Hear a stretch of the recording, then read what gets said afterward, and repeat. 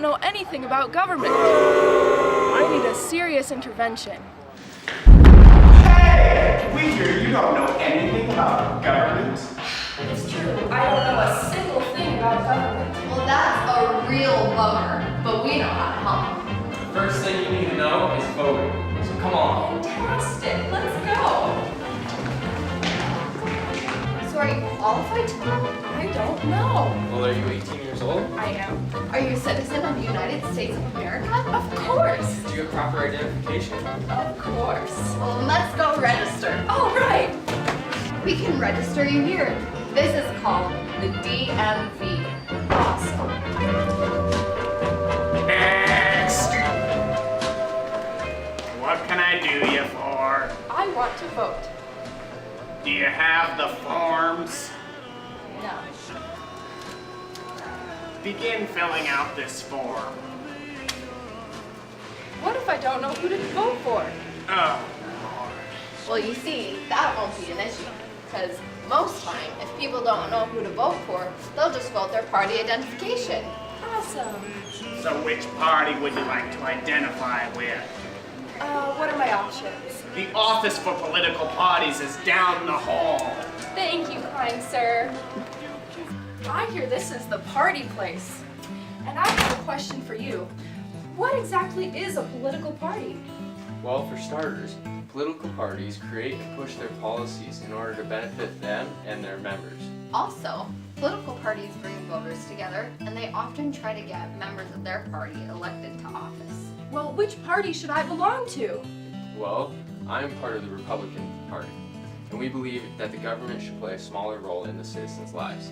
We also believe in lowering taxes and less government spending on social programs. We also have a stronger hand in regards to foreign affairs. Well, I'm a part of the Democratic Party, and we believe in social and economic equality, stronger government intervention in economics, and we take a stronger stand on environmental issues. Wow. I don't know if I belong to either of those parties, really. Well, then we have a solution for you. Yay! There are many third parties, as well as an independent party.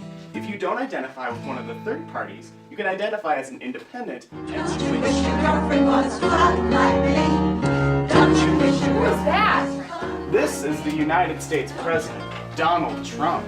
Awkward. The next thing you should probably know about government are the three branches. So within the U.S. government, we have the executive branch, the legislative branch, and the judicial branch. Wow.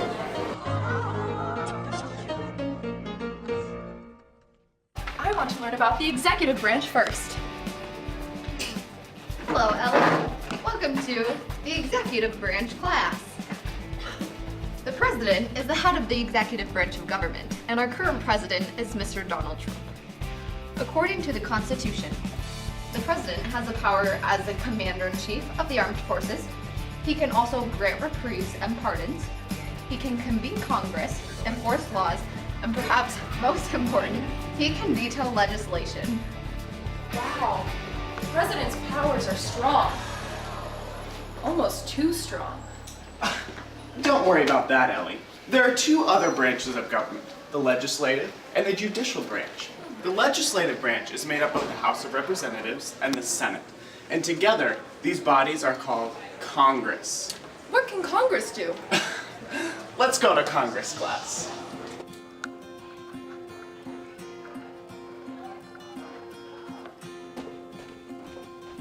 Hello? Hi. Welcome to Congress class.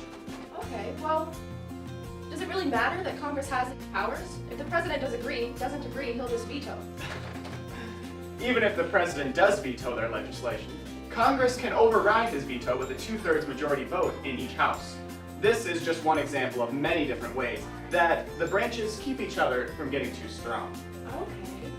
So what's the difference between the House and the Senate? Funny you should ask. The House is larger and more formal.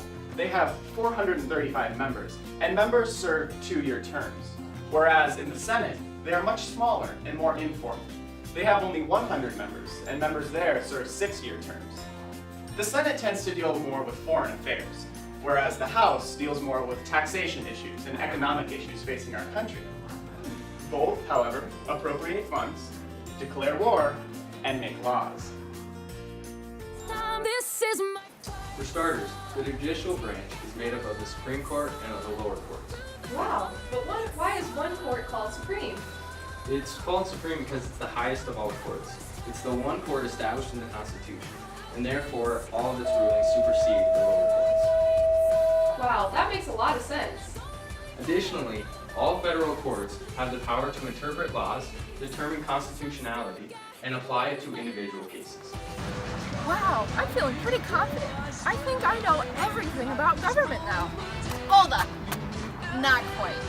There's so one more thing that's pretty pivotal to the United States government. What's that? Civil liberties and civil rights. What are civil liberties? Well, Ellie, simply put, civil liberties are legal and constitutional rights that protect individuals like yourself from the government. In addition, I have the freedom to worship at this holy place, and I have the freedom to shout this. You see, Ellie, a lot of people think that civil liberties and civil rights are the same thing. They're not? No, in fact, they are completely different. In contrast to civil liberties, civil rights are policies that protect people like yourself from discrimination. Some examples include racial. You can't work here because you're not wearing a blue shirt. You can't work here because you're a girl. You can't work here because you don't like Trump.